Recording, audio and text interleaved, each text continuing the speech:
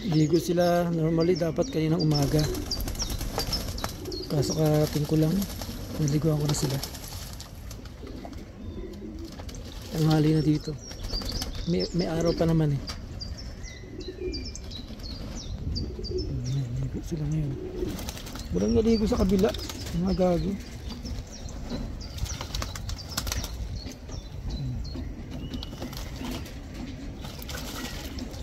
Mas okay itong kulungan ngayon. Napakaluwag sa kanila. So kahit marami sila, ayusin ko pa yung mga tapakan. Hindi pa tapos.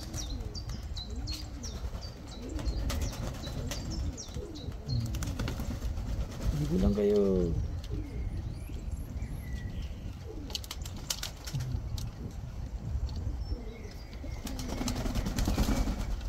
Yung iba di pa naliligo eh.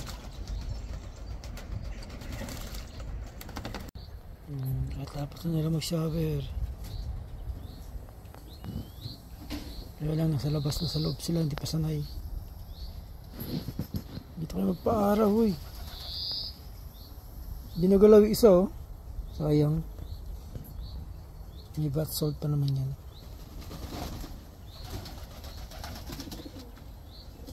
Yung iba hindi pa naliligo.